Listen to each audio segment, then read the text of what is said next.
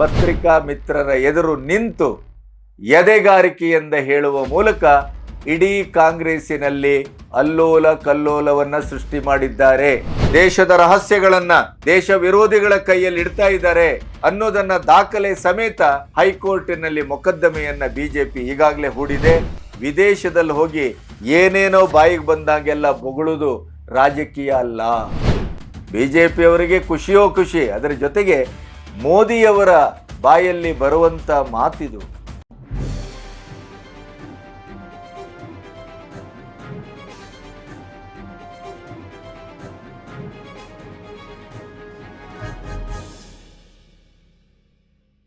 ನಮಸ್ತೆ, B Ganapati news ಚಾನಲ್ಗೆ ಸ್ವಾಗತ. ರಾಜ್ಯ ಸರ್ಕಾರದ ಎರಡು ಪ್ರಮುಖ ವಿಚಾರಗಳ ಬಗ್ಗೆ ನಿಮ್ಮೊಟ್ಟಿಗೆ ಮಾತಾಡಬೇಕು.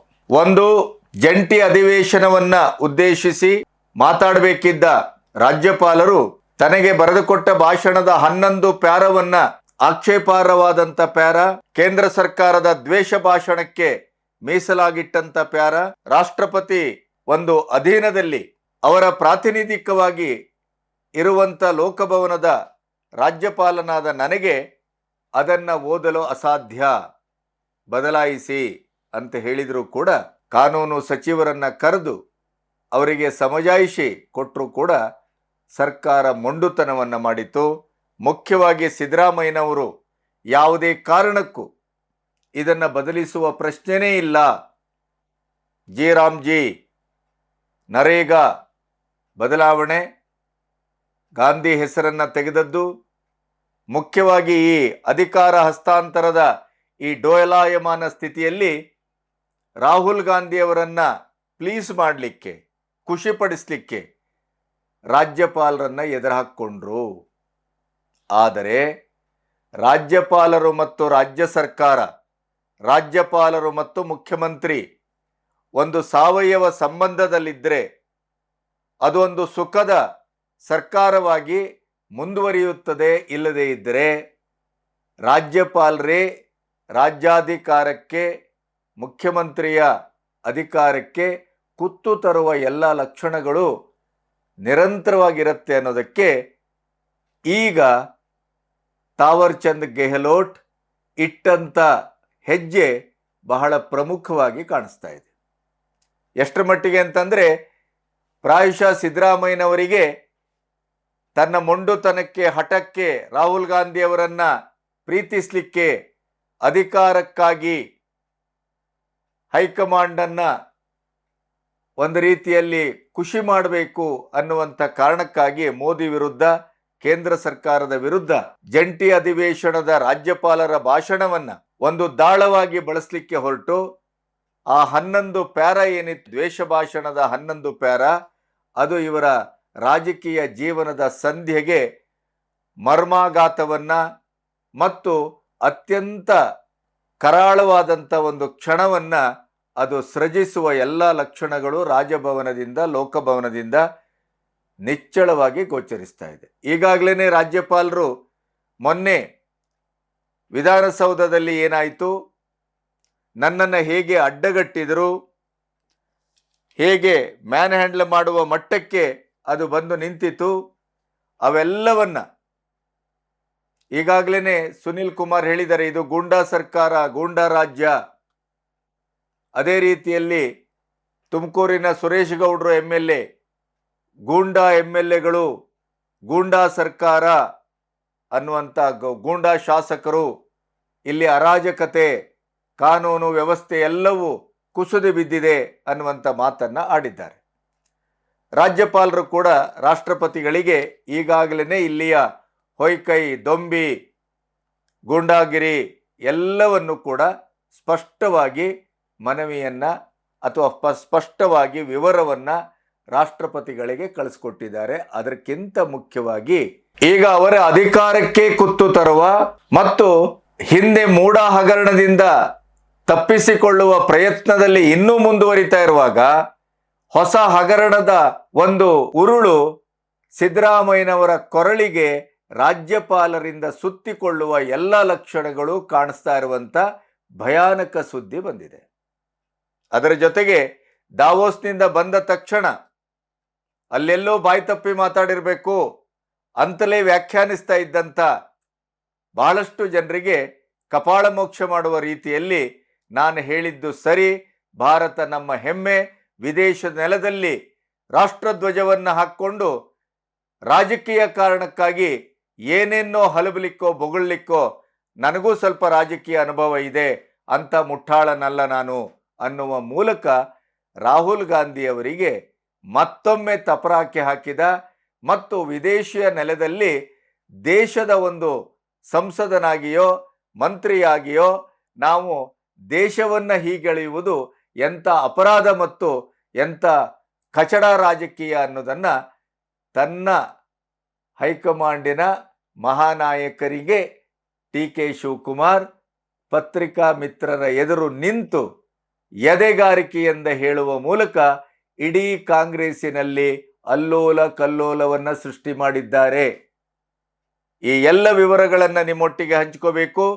ಇಲ್ಲಿಯವರೆಗೆ ನನ್ನ ಚಾನಲನ್ನು ಸಬ್ಸ್ಕ್ರೈಬ್ ಮಾಡದೇ ಇದ್ದರೆ ಸಬ್ಸ್ಕ್ರೈಬ್ ಮಾಡಿ. ಸ್ವತಂತ್ರ ಪತ್ರಿಕೋದ್ಯಮಕ್ಕೆ ಬೆಂಗಾವಲಾಗಿ. 4.5 ವರ್ಷ ಗೆಹ್ಲೋಟ್ ಅವರು ರಾಜ್ಯಪಾಲರಾಗಿ ಈ ರಾಜ್ಯವನ್ನು ಆಳ್ತಾ ಇದ್ದಾರೆ, ಪ್ರತಿನಿಧಿಸ್ತಾ ಇದ್ದಾರೆ. ಆದರೆ 4.5 ವರ್ಷದಲ್ಲಿ ಮೂಡ ಹಗರಣಕ್ಕೆ ಒಂದು ಪ್ರಾಸಿಕ್ಯೂಷನ್ಗೆ ಅವಕಾಶವನ್ನು ಮಾಡಿಕೊಟ್ಟದ್ದನ್ನ, ಅನುಮತಿಯನ್ನು ಕೊಟ್ಟದ್ದನ್ನು ಬಿಟ್ಟರೆ ಅವರು ಇದ್ದಾರೋ ಇಲ್ಲವೋ ಅನ್ನುವ ಮಟ್ಟಕ್ಕೆ ಅವರ ಒಟ್ಟು ಉಪಸ್ಥಿತಿ ಅಷ್ಟು ಗಂಭೀರವಾಗಿತ್ತು. ಅವರು ಸಚಿವರಾಗಿ, ಕೇಂದ್ರ ಸಚಿವರಾಗಿ, ರಾಜ್ಯ ಸಚಿವರಾಗಿ, ಆಡಳಿತಾತ್ಮಕವಾಗಿ, ಸಾಂವಿಧಾನಿಕವಾದ ತಿಳುವಳಿಕೆಯಿಂದ ಬಹಳ ಉನ್ನತ ಮಟ್ಟದಲ್ಲಿ ಇದ್ದಂಥ ಮುತ್ಸದ್ದಿ ರಾಜಕಾರಣ. ಕಾಲಕ್ಕೆರೆದು ಜಗಳ ಮಾಡುವ, ರಾಜ್ಯಪಾಲರ ಹುದ್ದೆಯನ್ನ ಕ್ಷಣ ಕ್ಷಣಕ್ಕೂ ನೆನಪಿಸುವ, ರಾಜ್ಯ ಸರ್ಕಾರದ ಆಡಳಿತಕ್ಕೆ ಒಂದು ಕಾಲಿನ ಬಳ್ಳಿಯಾಗುವ ಯಾವ ರೀತಿಯ ಕೆಲಸವನ್ನು ಹಂಸರಾಜ್ ಭಾರದ್ವಾಜರ್ ತರ ಮಾಡಿಲ್ಲ. ಯಡಿಯೂರಪ್ಪನವರು ಮುಖ್ಯಮಂತ್ರಿ ಆಗಿದ್ದಾಗ ಹಂಸರಾಜ್ ಭಾರದ್ವಾಜ್ ಇದೇ ಕಾಂಗ್ರೆಸ್ಸಿನ ಒಬ್ಬ ಏಜೆಂಟಿನ ರೀತಿ, ಪ್ರತಿಪಕ್ಷದ ಒಬ್ಬ ನಾಯಕನಿಗಿಂತ ಮಿಗಿಲಾಗಿ ಪ್ರತಿದಿನ ರಾಜಭವನಕ್ಕೆ ಪತ್ರಕರ್ತರನ್ನ ಕರೆಸಿಕೊಂಡು ಸರ್ಕಾರದ ವಿರುದ್ಧ ಬೈಟ್ ಕೊಡುವುದೇ ನನ್ನ ದಂಧೆ ಅನ್ನುವ ರೀತಿಯಲ್ಲಿ ವರ್ತಿಸಿದ್ದನ್ನ ಬಹುಶಃ ಕರ್ನಾಟಕದ ಇತಿಹಾಸದಲ್ಲಿ ಅಂಥ ರಾಜ್ಯಪಾಲರನ್ನ ಯಾವತ್ತೂ ನಾವು ನೋಡಿಲ್ಲ ಅನ್ನುವಂಥ ಮಾತನ್ನ ಮಾಧ್ಯಮದವರು ಹೇಳಿದ್ದನ್ನ ನಾವು ಅದನ್ನ ಅನುಭವಿಸಿದೆವು. ಅಂಥ ರಾಜ್ಯಪಾಲರು ಎಲ್ಲಿ? ಗೆಹ್ಲೋಟ್ರಂತ ಮುತ್ಸದ್ದಿ ರಾಜ್ಯಪಾಲರು ಎಲ್ಲಿ? ಅಂಥ ರಾಜ್ಯಪಾಲರನ್ನ ಮೊನ್ನೆ ವಿಧಾನಸೌಧದಲ್ಲಿ ಯಾವ ರೀತಿ ನಡೆಸ್ಕೊಳ್ಳಾಯ್ತು, ಯಾವ ರೀತಿ ಮಾತುಗಳನ್ನು ಆಡಲಾಯ್ತು, ಯಾವ ರೀತಿ ಶಾಸಕರು ಅಡ್ಡಗಟ್ಟಿದ್ರು, ಬಿ.ಕೆ. ಹರಿಪ್ರಸಾದ್ ನಂತವರು ಯಾವ ರೀತಿ ಮಾಡಿದ್ರು, ಅವರನ್ನ ಎಷ್ಟು ಕೀಳ್ಮಟ್ಟದ ರಾಜಕಾರಣ, ದೊಂಬಿ, ಗೂಂಡಾಗಿರಿ, ಬಲಾತ್ಕಾರ ಯಾವ ಮಟ್ಟಕ್ಕೂ ನಾವು ಇಳಿತೇವೆ ಅನ್ನುವ ಹಂತಕ್ಕೆ ಬಂತು. ಮಾರ್ಷಲ್ಗಳು ಇವರನ್ನ ಎತ್ತು ಹೊರಗೆ ಬಿಸಾಡಬೇಕಾಯ್ತು. ಇಂಥ ಸ್ಥಿತಿ ಯಾವ ರಾಜ್ಯಪಾಲರೂ ಸಹಿಸಲಾರರು ಅನ್ನೋದನ್ನ ರಾಜ್ಯಪಾಲರಾದಂಥ ಗೆಹ್ಲೋಟ್ ಅವರು ಈಗಾಗಲೇ ರಾಷ್ಟ್ರಪತಿಗೆ ಒಂದು ವಿವರವನ್ನ ಕಳಿಸಿದ್ದಾರೆ. ಅದರ ಜೊತೆಗೆ ಸದನದಲ್ಲಿ ತನಗಾದ ಅವಮಾನಕ್ಕೆ ಯಾವ ರೀತಿಯ ಪ್ರತಿಕಾರವನ್ನು ತೀರಿಸ್ಕೋಬಹುದು ಅನ್ನುವ ಹಂತಕ್ಕೂ ಅವರು ಬಂದ ಹಾಗೆ ಕಾಣುತ್ತೆ. ಅವರದಿನ್ನು ಕೆಲವು ಕಾಲ ಇರುವಂಥದ್ದು, 5 ತಿಂಗಳ, ಇನ್ನು 6 ತಿಂಗಳ ಬಾಕಿ ಇದೆ. 11 ಜುಲೈಗೆ ಅವರ 5 ವರ್ಷ ಮುಗಿಯುತ್ತದೆ. ಆ ಕಾರಣಕ್ಕಾಗಿ ಅವರು ತಕ್ಷಣ ದೆಹಲಿಗೆ ವಾಪಸ್ ಹೋಗಬೇಕು ಅಂತೇನೂ ಇಲ್ಲ. ಸಂವಿಧಾನದ 156(3) ಪ್ರಕಾರ ಅವರನ್ನ ಕೇಂದ್ರ ಸರ್ಕಾರ ಮುಂದುವರಿಸಬಹುದು ಅಥವಾ ಹೊಸ ರಾಜ್ಯಪಾಲರು ಬರುವಲ್ಲಿವರೆಗೂ ಅವರು ತಾತ್ಕಾಲಿಕವಾಗಿ ಮುಂದುವರಿಬಹುದು.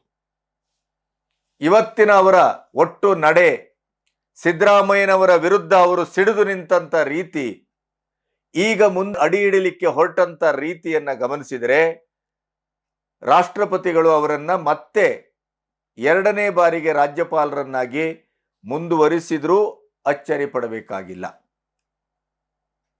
ಕೋಲು ಕೊಟ್ಟು ಪೆಟ್ಟು ತಿಂದ ಕತೆ ಸಿದ್ದರಾಮಯ್ಯನವರು. ಒಂದು, ಈಗಾಗಲೇ ಬಿಜೆಪಿ ಅವರು ಹೇಳ್ತಾ ಇದ್ದಾರೆ ರಾಜ್ಯ ಸರ್ಕಾರ ಗೂಂಡಾ ಸರ್ಕಾರ, ರಾಜ್ಯ ಸರ್ಕಾರ ಗೂಂಡಾಗಿರಿ ಮಾಡ್ತಾ ಇದೆ, ಇಲ್ಲಿ ಪ್ರಜಾಸತ್ತಾತ್ಮಕವಾದ ಎಲ್ಲ ವ್ಯವಸ್ಥೆಗಳು ಕುಸಿದಿವೆ, ಕಾನೂನು ಸಂಪೂರ್ಣವಾಗಿ ನಿಷ್ಕ್ರಿಯವಾಗಿದೆ, ಅರಾಜಕತೆ ತಾಂಡವಾಡ್ತಾ ಇದೆ, ಈ ರೀತಿಯ ಮಾತುಗಳನ್ನು ಆಡ್ತಾ ಇರುವಂಥ ಸಂದರ್ಭ, ಅದಕ್ಕೆ ತಕ್ಕಾಗಿ ರಾಷ್ಟ್ರಪತಿಗಳಿಗೆ ವಿವರವನ್ನು ಕಳಿಸಿದ್ದು, ಇವೆಲ್ಲವೂ ಸಂದರ್ಭಕ್ಕೆ ತಕ್ಕಾಗಿ ಬಳಸಿಕೊಳ್ಳಿಕ್ಕೆ ಬೇಕಾದಂಥ ಸದಾವಕಾಶವನ್ನು ತೆರೆತದೆ ಅನ್ನೋದರ ಬಗ್ಗೆ ಯಾರಿಗೂ ಇಲ್ಲಿ ಸಂದೇಹ ಇಲ್ಲ. ಸಂವಿಧಾನ ಕೊಟ್ಟಂಥ ಹಕ್ಕು ಬಾಧ್ಯತೆಗಳನ್ನು ಕೇಂದ್ರ ಸರ್ಕಾರ ರಾಷ್ಟ್ರಪತಿಗಳನ್ನು ಬಳಸಿಕೊಂಡು ಯಾವ ರೀತಿ ಅದನ್ನು ಈ 78 ವರ್ಷದಲ್ಲಿ ಸರ್ಕಾರ ಉರುಳಿಸುವುದಕ್ಕೆ ಹೇತುವಾಗಿದೆ ಅನ್ನೋದನ್ನು ಯಾರೂ ಮರೆತಲಿರ ಹೇಳಿ.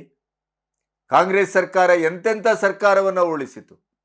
ಬೊಮ್ಮಾಯಿ ಸರ್ಕಾರ ಉರುಳಿದ ನಂತರ ಸುಪ್ರೀಂ ಕೋರ್ಟ್ ಒಂದು ಐತಿಹಾಸಿಕ ತೀರ್ಪನ್ನು ಕೊಟ್ಟ ಮೇಲೆ ಅದರ ಅಟಾಟೋಪ ಸ್ವಲ್ಪ ಕಡಿಮೆ ಆದರೂ ಕೂಡ ಚಾಪೆ ಅಡಿಯಲ್ಲಿ ನುಸುಳುವ ಬದಲು ರಂಗೋಲಿ ಅಡಿಯಲ್ಲಿ ನುಸುಲಿಕ್ಕೆ ಕೇಂದ್ರ ಸರ್ಕಾರ ಮುಂದಾಗತ್ತೆ.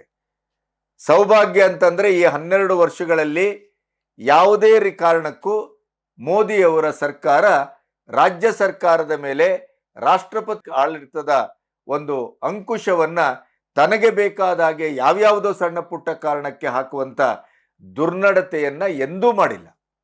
ಆದರೆ ಈ ರಾಜ್ಯಪಾಲರ ಮೇಲೆ ನಡೆದಂಥ ಮೊನ್ನೆಯ ಅಮಾನುಷವಾದಂಥ ಅನಾಗರಿಕವಾದಂಥ ಅಕ್ಷಮ್ಯವಾದಂಥ ಈ ದಾಳಿ, ಅದಕ್ಕೆ ಪರ್ಯಾಯವಾಗಿ ರಾಜ್ಯಪಾಲರು ಈಗ ಇಡ್ತಾ ಇರುವಂಥ ಹೆಜ್ಜೆ ಖಂಡಿತಕ್ಕೂ ರಾಜ್ಯಕ್ಕೆ ರಾಷ್ಟ್ರಪತಿ ಆಳ್ವಿಕೆ ಬಂದರೂ ಅಚ್ಚರಿ ಪಡಬೇಕಾಗಿಲ್ಲ.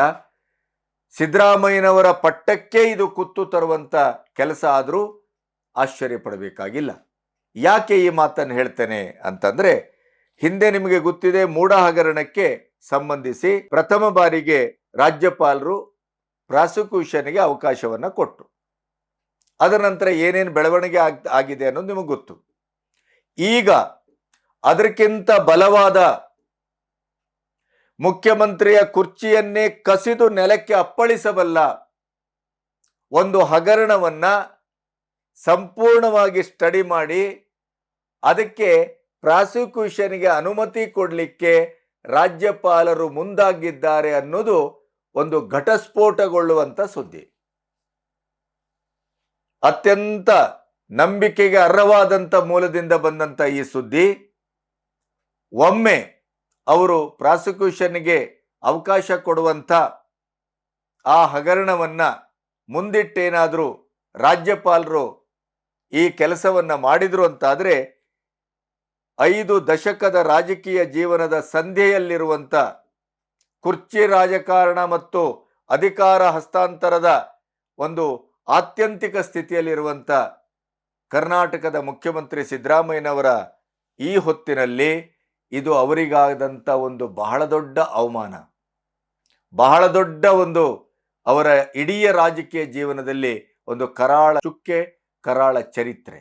ಒಮ್ಮೆ ರಾಜ್ಯಪಾಲರು ಆ ಹಗರಣಕ್ಕೆ ಸಂಬಂಧಪಟ್ಟು ಪ್ರಾಸಿಕ್ಯೂಷನ್ಗೆ ಅವಕಾಶ ಕೊಟ್ಟರು ಅಂತಾದರೆ ಸಿದ್ದರಾಮಯ್ಯನವರು 100ಕ್ಕೆ 100 ಕುರ್ಚಿಯನ್ನು ಕಳ್ಕೋಬೇಕಾಗತ್ತೆ, ಕುರ್ಚಿಯನ್ನು ಬಿಡಬೇಕಾಗತ್ತೆ. ವೀರೋಚಿತವಾಗಿ ಹಲವು ದಾಖಲೆಗಳನ್ನು ನಿರ್ಮಿಸಿ ನಿರ್ಗಮಿಸ್ತಾ ಇರುವಂತ ಈ ಹೊತ್ತಲ್ಲಿ ಅವರು ಇಂಥ ಒಂದು ಮುಜುಗರವನ್ನ, ಅವಮಾನವನ್ನ, ಆಘಾತವನ್ನ ಸಿದ್ದರಾಮಯ್ಯನಂತ ಒಬ್ಬ ಹಿರಿಯ ರಾಜಕಾರಣಿ, ಮುತ್ಸದ್ದಿ ಅಂತ ಅವರೇ ಕರೆಸಿಕೊಂಡಂತ ಅಥವಾ ಚಾಣಾಕ್ಷ ರಾಜಕಾರಣಿ ಅಂತ ಅವರೇ ಬಿರುದನ್ನ ಹೊತ್ತಂತ ಈ ಸ್ಥಿತಿಯಲ್ಲಿ ರಾಜ್ಯಪಾಲರೇನಾದರೂ ಇಂಥ ಒಂದು ನಡೆಯನ್ನ ಇಟ್ರು ಅಂತಾದರೆ ಅದು ಸಿದ್ದರಾಮಯ್ಯನವರ ರಾಜಕೀಯ ಜೀವನದ ಕೊನೆಯ ಅಧ್ಯಾಯ ಅಷ್ಟೇ ಅಲ್ಲ, ಅದು ಸಂಪೂರ್ಣವಾಗಿ ಅವರಿಗೆ ಅವಮಾನಕಾರಕವಾಗಿ ಅವರು ತನ್ನ ರಾಜಕೀಯ ಜೀವನವನ್ನು ಮುಗಿಸ್ಕೊಳ್ಬೇಕಾದಂಥ ದುರಂತ ಅವರ ಕಣ್ಣೆದುರು ಬರಲಿಕ್ಕಿದೆ. ರಾಜಭವನದಿಂದ, ಲೋಕಭವನದಿಂದ ಸ್ಫೋಟಕವಾಗಿ ಹೊರಬಂದಂಥ ಈ ಸುದ್ದಿ ಸಿದ್ದರಾಮಯ್ಯನವರ ಜಂಗಾಬಲವನ್ನು ಉಡುಗಿಸಿದೆ, ಕರ್ನಾಟಕ ಸರ್ಕಾರದ ಆತ್ಮಸ್ಥೈರ್ಯವನ್ನು ಕುಸಿಯುವಂತೆ ಮಾಡಿದೆ ಮತ್ತು ಕಾಂಗ್ರೆಸ್ಸಿನ ಒಳಗಡೆ ಅಲ್ಲೋಲ ಕಲ್ಲೋಲವನ್ನು ಸೃಷ್ಟಿ ಮಾಡ್ತಾ ಇದೆ. ಕಾಂಗ್ರೆಸ್ಸಿಗೆ ನಿಜವಾಗಿಯೂ ಯಾವುದೋ ಒಂದು ಶಾಪ ತಟ್ಟದಂಗೆ ಕಾಣುತ್ತೆ. ಯಾಕೆಂತಂದ್ರೆ ಯಾವುದೇ ಒಬ್ಬ ವ್ಯಕ್ತಿ ಹೆತ್ತ ತಾಯಿಯನ್ನ ಅವಮಾನ ಮಾಡಬಾರದು, ತಾನು ಹುಟ್ಟಿದ ನೆಲವನ್ನ ಬೇರೆ ದೇಶದಲ್ಲೋ ಅಥವಾ ರಾಜಕೀಯ ಕಾರಣಕ್ಕಾಗೋ ಅದನ್ನ ಹೀಗಳೆಬಾರದು. ದೇಶವೂ ತಾಯಿ, ನೆಲವೂ ತಾಯಿ. ಮಾತ್ರ ದ್ರೋಹ ಅಂತ ಹೇಳ್ತೇವಲ್ಲ, ಆ ದ್ರೋಹಕ್ಕೆ ಕ್ಷಮೆಯೂ ಇಲ್ಲ ಮತ್ತು ಪ್ರಾಯಶ್ಚಿತ್ತವೂ ಇಲ್ಲ. ಅಂಥ ಕೆಲಸವನ್ನ ರಾಹುಲ್ ಗಾಂಧಿ ಅವರು ನಿರಂತರವಾಗಿ ಮಾಡ್ತಾ ಬಂದಿದ್ದಾರೆ ಅನ್ನೋದು ಬಿಜೆಪಿಯವರ ವಾದ. ದೇಶದ ರಹಸ್ಯಗಳನ್ನ ದೇಶ ವಿರೋಧಿಗಳ ಕೈಯಲ್ಲಿ ಇಡ್ತಾ ಇದ್ದಾರೆ ಅನ್ನೋದನ್ನ ದಾಖಲೆ ಸಮೇತ ಹೈಕೋರ್ಟಿನಲ್ಲಿ ಮೊಕದ್ದಮೆಯನ್ನ ಬಿಜೆಪಿ ಈಗಾಗಲೇ ಹೂಡಿದೆ. ಅದರ ವಿಚಾರಣೆಯನ್ನಷ್ಟೇ ಬಾಕಿ. ಇಂಥ ಸಂದರ್ಭದಲ್ಲಿ ಮೊನ್ನೆ ಭಾರತ ಇಂಥ ಒಂದು ಔನ್ನತ್ಯವನ್ನ ಇಡೀ ಪ್ರಪಂಚದ ಎದುರು, EU ಒಪ್ಪಂದ ಇರಬಹುದು, ರಷ್ಯಾವನ್ನ ವ್ಯಾವಹಾರಿಕವಾಗಿ ಬಳಸ್ಕೋಬಾರದು ಅನ್ನುವ ಟ್ರಂಪಿನ ಗುಡುಗಿಗೆ ಸಿಡಿಲಾಘಾತವನ್ನ ಕೊಟ್ಟಂತ ಮೋದಿಯವರ ನಡೆ ಇರಬಹುದು, ಆರ್ಥಿಕವಾಗಿ ಇವತ್ತು ಗ್ರೋತ್ ಎಂಜಿನ್ ಅಂತ IMF ಇಂದ ಕರೆಸಿಕೊಂಡಂಥದ್ದಿರಬಹುದು, ರಿಪಬ್ಲಿಕನ್ ಪಾರ್ಟಿಯಿಂದಲೇ ಅದರ ಸದಸ್ಯರು ಸೆನೆಟರ್ಗಳಿಂದಲೇ ನಾಯಕ ಅಂದ್ರೆ ಮೋದಿಯವರ ಹಾಗೆ ಇರಬೇಕು, ದೇಶಕ್ಕಾಗಿ, ದೇಶದ ಹಿತಕ್ಕಾಗಿ, ಜನರ ಹಿತಕ್ಕಾಗಿ ಒಬ್ಬ ನಾಯಕ ಯಾವ ರೀತಿಯ ಸ್ಟೆಪ್ ಅನ್ನೆಲ್ಲ ತೆಗೆದುಕೋಬಹುದೋ ಅದನ್ನ ಮೋದಿಯವರು ತೆಗೆದುಕೊಳ್ತಾ ಇದ್ದಾರೆ. ಟ್ರಂಪ್ ಒಬ್ಬ ಮ್ಯಾಡ್ ಮ್ಯಾನ್ ಅನ್ನೋದನ್ನ ಅವರ ಪಕ್ಷೀಯರೇ ಹೇಳುವ ಹಾಗೆ. ಭಾರತ ಇನ್ನು ಕೆಲವೇ ಸಂದರ್ಭದಲ್ಲಿ, ಕೆಲವೇ ಕಾಲದಲ್ಲಿ ಪ್ರಪಂಚದ ಸೂಪರ್ ಪವರ್ ಆಗ್ಲಿಕ್ಕಿದೆ ಅನ್ನುವಂಥ ಉದ್ಗಾರ ಇರಬಹುದು. ಈ ಎಲ್ಲ ಬಲಿಷ್ಠ ಭಾರತದ ಬಗ್ಗೆ ಇಡೀ ಪ್ರಪಂಚವೇ ಹಾಡಿ ಹೊಗಳ್ತಾ ಇರುವಂತ ಸಂದರ್ಭದಲ್ಲಿ ಮತ್ತೆ ರಾಹುಲ್ ಗಾಂಧಿ ಮೊನ್ನೆ ಡೆಡ್ ಎಕಾನಮಿ ಇಂಡಿಯಾದು, ಭಾರತದ್ದು, ನಿರುದ್ಯೋಗ, ಅಶಕ್ತ ಭಾರತ, ದುರ್ಬಲ ಪ್ರಧಾನಿ, ಏನೇನೇನೆಲ್ಲ ವಿದೇಶದ ನೆಲದಲ್ಲಿ ನಿಂತು ಆಡಿದ್ರಲ್ಲ, ಅದಕ್ಕೆ ಮೋದಿಯವರು ಉತ್ತರ ಕೊಡಬೇಕಾಗಿರಲ್ಲ. ಅವರ ಪಕ್ಷದ ಕರ್ನಾಟಕದ ಭವಿಷ್ಯದ ಮುಖ್ಯಮಂತ್ರಿ ಅಂತ ಈಗಾಗಲೇ ಕರೆಸಿಕೊಂಡಿರುವ ಕಾಂಗ್ರೆಸ್ಸಿನ ಟ್ರಬಲ್ ಶೂಟರ್, ಕಾಂಗ್ರೆಸ್ಸಿನ ಅತ್ಯಂತ ಮಹತ್ವದ ಒಬ್ಬ ರಾಜಕಾರಣಿ, ಪ್ರಭಾವಿ ರಾಜಕಾರಣಿ DK ಶಿವಕುಮಾರ್ ದಾವೋಸ್ ಅಲ್ಲಿ ನಿಂತು ಭಾರತ ಬೆಳೆಯುತ್ತಿದೆ, ಭಾರತ ಮುನ್ನುಗ್ಗುತ್ತಿದೆ ಅಂತ ಭಾಷಣ ಮಾಡಿದ್ರಲ್ಲ, ಅದು ಕಾಂಗ್ರೆಸ್ಸಿಗೆ ಉರಿಯನ್ನ ಹಚ್ಚಿದೆ. ಅಷ್ಟೇ ಅಲ್ಲ, ಇಡೀ ಕಾಂಗ್ರೆಸ್ಸಿಗರನ್ನ ಕೆರಳಿಸಿದೆ. ಬಿಜೆಪಿಯವರನ್ನ ಆನಂದ ತುಂದಿಲ್ಲರಾಗಿ ಕೊನೆಗೂ ಮೋದಿಯವರ ಜಪವನ್ನ DK ಅವರ ಬಾಯಲ್ಲಿ ಕೇಳುವಂತ ಸುಸಂದರ್ಭ ನಮಗೆ ಒದಗಿತ್ತಲ್ಲ. ಮೋದಿ ಮತ್ತು ಭಾರತಕ್ಕೆ ಜೈ ಅಂತ ವಿದೇಶದ ನೆಲದಲ್ಲಿ ಮಹಾರಾಷ್ಟ್ರಗಳು ಕಲೆತಿರುವಂತ ಒಂದು ಆರ್ಥಿಕ ಸಮ್ಮಿಟ್ ಅಲ್ಲಿ DK ಶಿವಕುಮಾರ್ ಹೇಳಿದ್ದು, ಅದು ಭಾರತ ಮತ್ತು ಮೋದಿಯವರ ಆಡಳಿತಕ್ಕೆ ಸಿಕ್ಕಂತ ಒಂದು ಬಹಳ ದೊಡ್ಡ ಕ್ರೆಡಿಟ್ ಅನ್ನುವ ರೀತಿಯಲ್ಲಿ ಬಿಜೆಪಿ ವ್ಯಾಖ್ಯಾನಿಸ್ತಾ ಇದೆ. ಈ ಮಧ್ಯೆ ಇದನ್ನ ಮಾಧ್ಯಮದವರಾಗಿ ನಾವೆಲ್ಲ ಅದರ ಬಗ್ಗೆ ಮಾತಾಡಿದಾಗ ಎಲ್ಲೋ ಒಂದು ಕಡೆ DK ಬಾಯಿ ತಪ್ಪಿ ಮಾತಾಡಿರಬಹುದು ಅಥವಾ ಮಾಧ್ಯಮದವರೇ ಅದನ್ನ ತಪ್ಪಾಗಿ ವ್ಯಾಖ್ಯಾನಿಸ್ತಾ ಇರಬಹುದು ಅನ್ನುವಂತ ಒಂದು ಮಾತು ಕೇಳಿಬಂತು. ಆದರೆ ದಾವೋಸ್ ಇಂದ ಬಂದ ತಕ್ಷಣ ಪತ್ರಕರ್ತರು ಕೇಳಿದ್ರು, ಒಂದು ಕಡೆ ನಿಮ್ಮ ಮಹಾನಾಯಕ ಭಾರತ ಸಂಪೂರ್ಣವಾಗಿ ಅಲ್ಲೋಲ ಕಲ್ಲೋಲವಾಗಿದೆ, ಆರ್ಥಿಕವಾಗಿ ದುರ್ಬಲ ಆಗಿದೆ, ಡೆಡ್ ಎಕಾನಮಿ, ದುರ್ಬಲ ಪ್ರಧಾನಿ, ಈ ರೀತಿ ಮಾತಾಡ್ತಾ ಇದ್ದಾರೆ. ನೀವು ಭಾರತ ಬೆಳೆಯುತ್ತಿದೆ, ಭಾರತ ಮುನ್ನುಗ್ಗುತ್ತಿದೆ ಅಂತಿರಲ್ಲ, ಏನಿದು? ಅದಕ್ಕೆ ಬಹಳ ಸ್ಪಷ್ಟವಾಗಿ ಅವರ ಮಾತು ರಾಹುಲ್ ಗಾಂಧಿ ಅವರಿಗೆ ಆತ್ಮಾವಲೋಕನ ಮಾಡಿಕೊಳ್ಳುವಂತ ಪ್ರಶ್ನೆಯೊಂದೇ ಅಲ್ಲ. ರಾಹುಲ್ ಗಾಂಧಿ ಅವರಿಗೆ ಮುಖಮಾರ್ಜನ ಮಾಡಿಕೊಳ್ಳೋ, ಮುಖ ತೊಳ್ಕೋಬೇಕು ಅಂತ ಒಂದು ಮರ್ಮಾಘಾತವನ್ನ ಅವರ ಮಾತು ತಂದಿದೆ. ಅವರ ಮಾತನ್ನ ಅವರ ಮಾತಲ್ಲೇ ಕೇಳಿಸ್ತೇವೆ ನಿಮಗೆ.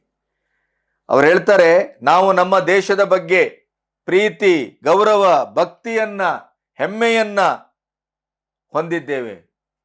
ನಾವು ಅತ್ಯಂತ ನಿಷ್ಠವಾದಂಥ ರಾಷ್ಟ್ರೀಯವಾದಿ ಭಾರತೀಯರು. ರಾಷ್ಟ್ರಧ್ವಜವನ್ನು ಹಾಕ್ಕೊಂಡು ವಿದೇಶ ನೆಲದಲ್ಲಿ ನಿಂತು ಕ್ಷುಲ್ಲಕ ರಾಜಕೀಯ ಕಾರಣಕ್ಕಾಗಿ ದೇಶವನ್ನ ಹೀಗಳೆಯುವ, ದೇಶವನ್ನ ದ್ವೇಷಿಸುವ, ದೇಶವನ್ನ ಅವಮಾನಿಸುವ ಭಾರತೀಯರನ್ನು ಅವಮಾನಿಸುವ ಕೆಲಸಕ್ಕೆ ನಾನು ಕೈ ಹಾಕುವುದಿಲ್ಲ. ಎಂತ ಅದ್ಭುತ ಮಾತಿದು. ನಮ್ಮ ದೇಶ, ನಮ್ಮ ಸಂಸ್ಕೃತಿ, ನಮ್ಮ ಸಂವಿಧಾನ ನಮಗೆ ಅತ್ಯಂತ ಹೆಮ್ಮೆ. ನಮ್ಮ ಸಂವಿಧಾನವನ್ನು ಇಡೀ ಪ್ರಪಂಚವೇ ಒಪ್ಪಿದೆ. ಹೊರದೇಶದಲ್ಲಿ ನಿಂತು ಭಾರತೀಯರಿಗೆ ನೋವು ಮಾಡುವಂಥ ಕೆಲಸವನ್ನ ನಾವು ಯಾರೂ ಮಾಡಬಾರದು, ನಾನಂತೂ ಮಾಡುವುದಿಲ್ಲ. ರಾಹುಲ್ ಗಾಂಧಿ ಅವರು ಯಾವ ಅರ್ಥದಲ್ಲಿ ಆ ಮಾತನ್ನು ಹೇಳಿದ್ದಾರೋ ನನಗೆ ಗೊತ್ತಿಲ್ಲ. ನಾವು ನಮ್ಮ ದೇಶವನ್ನ ಎಂದೂ ಬಿಟ್ಟು ಕೊಡುವ ಪ್ರಶ್ನೆಯೇ ಇಲ್ಲ. ಎಂಥ ಮಾತಿದು. ಬಿಜೆಪಿಯವರಿಗೆ ಖುಷಿಯೋ ಖುಷಿ, ಅದರ ಜೊತೆಗೆ ಮೋದಿಯವರ ಬಾಯಲ್ಲಿ ಬರುವಂತ ಮಾತಿದು. ಅಂಥ ಮಾತನ್ನ ರಾಹುಲ್ ಗಾಂಧಿಯಂತ ನಾಯಕತ್ವದ ಅಡಿಯಲ್ಲಿ ನಿಂತು ಮೋದಿಯವರನ್ನ ಅನಾವಶ್ಯಕವಾಗಿ ಸುಳ್ಳು, ಅನರ್ಥ, ಅತರ್ಕ, ವಸ್ತುಸ್ಥಿತಿಗೆ ಮೀರಿದ, ಇಡೀ ಪ್ರಪಂಚವೇ ಭಾರತವನ್ನ ಇವತ್ತು ವಿಶ್ವಗುರು, ಸೂಪರ್ ಪವರ್, ಗ್ರೋತ್ ಎಂಜಿನ್ ಅಂತ ಕರೀತಾ ಇರುವಾಗ ಇದು ನಮ್ಮ ದೇಶ ಡೆಡ್ ಎಕಾನಮಿ ಅಂತ ಹೇಳುವಂಥ ಈ ರಾಹುಲ್ ಗಾಂಧಿಯ ನಾಲಿಗೆಗೆ ಎಂಥ ಒಂದು ಮದ್ದನ್ನು ಹಚ್ಚಿದ್ರು, ಎಂಥ ಒಂದು ತಪರಾಕಿ ಕೊಟ್ಟರು. ಮತ್ತು ವಿದೇಶದಲ್ಲಿ ಹೋಗಿ ಏನೇನೋ ಬಾಯಿಗೆ ಬಂದಾಗೆಲ್ಲ ಬೊಗಳುದು ರಾಜಕೀಯ ಅಲ್ಲ. ರಾಜಕೀಯವನ್ನು ಗಾಂಭೀರ್ಯವಾಗಿ ಮಾಡಬೇಕು. ರಾಜಕೀಯ ಮಾಡೋದಿದ್ರೆ ದೇಶದ ಒಳಗಡೆ ಮಾಡಬೇಕು. ವಿದೇಶದ ನೆಲದಲ್ಲಿ ನಿಂತು ಭಾರತವನ್ನು ಹೀಗೆಳೆಯುವುದು ರಾಜಕೀಯದ ಮುತ್ಸದ್ದಿತನವೂ ಅಲ್ಲ, ರಾಜಕೀಯದ ಪಟುತ್ವವೂ ಅಲ್ಲ ಅನ್ನುವ ರೀತಿಯಲ್ಲಿ DKಶಿ ಅವರು ಮಾತಾಡಿದ್ದು ಇಡೀ ದೇಶದ ಜನತೆಗೆ, ಇಡೀ ದೇಶದ ರಾಜಕೀಯದ ಮುತ್ಸದ್ದಿಗಳಿಗೆ ಅತ್ಯಂತ ಸಂತೋಷವನ್ನು ತಂದಿದೆ. ರಾಷ್ಟ್ರಧ್ವಜವನ್ನು ಹಾಕ್ಕೊಂಡು ಬೇರೆ ದೇಶದ ನೆಲದಲ್ಲಿ ಭಾರತೀಯರನ್ನ ಮತ್ತು ಭಾರತವನ್ನ ಹೀಗಳೆಯುವುದ ಇಂಪಾಸಿಬಲ್ ಅಂತ ಹೇಳಿದರು. ನಾವು ರಾಷ್ಟ್ರೀಯವಾದಿಗಳು, ನಮ್ಮ ಭಾರತ ನಮ್ಮ ಹೆಮ್ಮೆ. ಇಡೀ ಭಾರತದ ಹೆಮ್ಮೆಯಲ್ಲಿ ಅತ್ಯಂತ ಪ್ರಮುಖ ಪಾತ್ರವನ್ನ ಬೆಂಗಳೂರು ವಹಿಸ್ತದೆ. ನಾನು ಬೆಂಗಳೂರಿನ ಒಂದು ಪ್ರಾತಿನಿಧಿಕ ರಾಜಕಾರಣಿ, ಉಪಮುಖ್ಯಮಂತ್ರಿ. ಹಾಗಾಗಿ ನಾನು ದೇಶವನ್ನ, ನಮ್ಮ ದೇಶದ ಹೆಮ್ಮೆಯನ್ನ, ನಮ್ಮ ದೇಶದ ಸಂಸ್ಕೃತಿಯನ್ನ, ನಮ್ಮ ದೇಶದ ಏಳಿಗೆಯನ್ನ ನಾನು ಬಿಟ್ಟುಕೊಡುವ ಪ್ರಶ್ನೆಯೇ ಇಲ್ಲ. ಯಾರೂ ಬಿಟ್ಟುಕೊಡಕೂಡದು.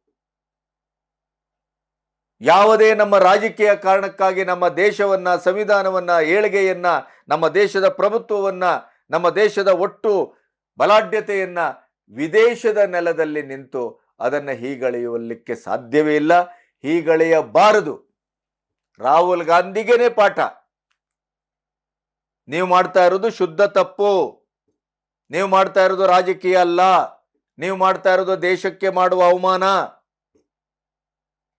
ದೇಶಕ್ಕೆ ಮಾಡುವ ದ್ರೋಹ. ಇಂಥ ಕೆಟ್ಟ ರಾಜಕೀಯವನ್ನ ಯಾರು ಮಾಡಕೂಡದು. DKಶಿ ಅವರ ಮಾತಿನ ಅರ್ಥ ಅದು. ಕೇಳಿಸ್ಕೊಳ್ಳಿ ಅವರ ಮಾತನ್ನ. ನನಗೆ ಅಷ್ಟೋ ಇಷ್ಟೋ ರಾಜಕೀಯದ ಎಕ್ಸ್ಪೀರಿಯನ್ಸ್ ಇದೆ. ಅವರು ಯಾವ ಲೆಕ್ಕದಲ್ಲಿ ಮಾತಾಡಿದಾರೋ ನನಗೆ ಗೊತ್ತಿಲ್ಲ. ನಾನು ಹೊರಗಡೆ ದೇಶದಲ್ಲಿ ಹೋಗಿ ನಿಂತ್ಕೊಂಡು ನಾನು ಹೋಗಿ ಭಾರತನ ನೋವು ಮಾಡೋಂತ ಒಂದು ಪರಿಸ್ಥಿತಿಯಲ್ಲಿ ನಾವ್ಯಾರು ಇಲ್ಲ. ರಾಹುಲ್ ಗಾಂಧಿ ಅವರು ಏನು ಮಾಡಿಲ್ಲ. ರಾಹುಲ್ ಗಾಂಧಿ ಅವರು ಅವ್ರ ಕೆಲವು ಅಭಿಪ್ರಾಯಗಳನ್ನ ತಿಳಿಸಿದ್ದಾರೆ. ಅದು ನಮ್ಮ ಇಂಟರ್ನಲ್ ವ್ಯವಸ್ಥೆ. ಹಂಗಂತ ನಮ್ಮ ದೇಶ, ನಮ್ಮ ಸಂಸ್ಕೃತಿ, ನಮ್ಮ ಸಂವಿಧಾನನ ನಾವ್ಯಾರು ಬಿಟ್ಕೊಡಕ್ ಸಾಧ್ಯ ಇಲ್ಲ. ನಮ್ಮ ಸಂವಿಧಾನ ಇಡೀ ಪ್ರಪಂಚ ಒಪ್ಪಿರುವಂತ ಸಂವಿಧಾನ. ನಮ್ಮ ಪ್ರಕೃತಿ, ನಮ್ಮಲ್ಲಿರುವಂತ ಶಕ್ತಿ, ನಮ್ಮಲ್ಲಿರೋ ಜನಸಂಖ್ಯೆ. ಈಗ ಒಂದೊಂದು ರಾಜ್ಯನೇ ಒಂದೊಂದು ದೇಶ. ಅಲ್ಲಿ ನಮ್ಮ ರಾಜ್ಯ ಏನಿದೆ, ಅರ್ಧ ರಾಜ್ಯ, ಕಾಲದ ರಾಜ್ಯನೇ ಒಂದೊಂದು ದೇಶ. ಕೇಳಿಸ್ಕೊಂಡ್ರಲ್ಲ, ಎಂತ ಮುತ್ತಿನಂತ ಮಾತು. ಇದೇ ಕಾರಣಕ್ಕಾಗಿ ನಾನು ಹೇಳ್ತಾ ಇರುವಂಥದ್ದು, DKಶಿ ಬದಲಾಗಿದ್ದಾರೆ. DKಶಿ ಅತ್ಯಂತ ವಿಚಕ್ಷಕವಾಗಿ ವಿಚಾರ ಮಾಡ್ತಾರೆ. DKಶಿ ರಾಷ್ಟ್ರೀಯವಾದಿಯಾಗಿದ್ದಾರೆ. DKಶಿ ಪಕ್ಷಾತೀತವಾಗಿ ಕೆಲವು ದೇಶೀಯತೆಯ, ದೇಶದ ಸಾರ್ವಭೌಮತೆಯ ಮತ್ತು ದೇಶದ ಏಳಿಗೆಯ, ಅದಕ್ಕಿಂತ ಮುಖ್ಯವಾಗಿ ದೇಶದ ವರ್ತಮಾನದ ಒಟ್ಟು ಬಲಾಢ್ಯತೆ ಮತ್ತು ಶ್ರೇಯಸ್ಸು ವಿಕಸಿತ ಭಾರತ, ಬಲಾಢ್ಯ ಭಾರತ, ಬದಲಾದ ಭಾರತ, ನವ ಭಾರತದ ಬಗ್ಗೆ ಅವರಿಗೆ ಸ್ಪಷ್ಟವಾದ ಕಲ್ಪನೆ ಇದೆ. ಮತ್ತೆ ಒಕ್ಕೂಟ ಭಾರತದಲ್ಲಿ ಒಂದು ರಾಜ್ಯಾಧಿಕಾರವನ್ನ ಯಾವ ರೀತಿಯಲ್ಲಿ ಮಾಡಬೇಕು ಅನ್ನೋದ್ರ ಬಗ್ಗೆ ಡಿ ಕೆ ಶಿ ಅವರಿಗೆ ಅತ್ಯಂತ ಸ್ಪಷ್ಟತೆ ಇದೆ, ನಿಖರತೆ ಇದೆ. ಹಾಗಾಗಿನೇ ಅವರು ಈ ರಾಜ್ಯದ ಮುಖ್ಯಮಂತ್ರಿ ಆಗ್ಲಿಕ್ಕೆ ಯೋಗ್ಯ, ಬೆಟರ್ ದನ್ ಸಿದ್ದರಾಮಯ್ಯನವರು. ಈ ವಾದವನ್ನ ಮಂಡಿಸ್ತಾ ಇರುವ ಕಾರಣವೇ ಇದು. ಸಿದ್ದರಾಮಯ್ಯನವರು ಅಧಿಕಾರಕ್ಕೆ ಬಂದ್ರು, ಮುಖ್ಯಮಂತ್ರಿ ಆದ್ರೆ ಕೇಂದ್ರ ಮತ್ತು ರಾಜ್ಯ ಸರ್ಕಾರದ ಸಂಬಂಧ ಅತ್ಯಂತ ಸುಮಧುರವಾಗುತ್ತೆ. ಆದರೆ ರಾಹುಲ್ ಗಾಂಧಿ ಅಂತವರಿಗೆ ಬತ್ತಿ ಇಡುವ ಮಾತು, ರಾಹುಲ್ ಗಾಂಧಿ ಅಂತವರಿಗೆ ಬಿಸಿ ತಟ್ಟಿಸುವ ಮಾತು, ರಾಹುಲ್ ಗಾಂಧಿ ಅಂತವರಿಗೆ ಪಾಠ ಮಾಡುವ ಮಾತು, ಇದನ್ನ ಯಾರಾದರೂ ಸಹಿಸ್ತಾರಾ? ಇದು ಪ್ರಶ್ನೆ. ಕಾಂಗ್ರೆಸ್ಸಿನಲ್ಲಿ ಬೆಂಕಿ ಬಿದ್ದಿದೆ, ಕಾಂಗ್ರೆಸ್ಸಿನಲ್ಲಿ ಅಲ್ಲೋಲ ಕಲ್ಲೋಲ. ಆದರೆ ಡಿ ಕೆ ಶಿ ಅವರು ಕನಕಪುರದ ಬಂಡೆ 1 ಇಂಚು ವಿಚಲಿತಗೊಂಡಿಲ್ಲ. ಇದರ ಅರ್ಥ ಏನು? ಒಳಗಡೆ ಏನಾಗಬೇಕು, ಏನಾಗಿದೆ ಅದರ ಸ್ಪಷ್ಟತೆ ಇದೆ. ನನ್ನ ನಡೆ ನನ್ನದು, ನನ್ನ ಧ್ಯೇಯ ನನ್ನದು, ನನ್ನ ಧ್ವನಿ ನನ್ನದು, ನಾನು ರಾಷ್ಟ್ರೀಯವಾದಿ.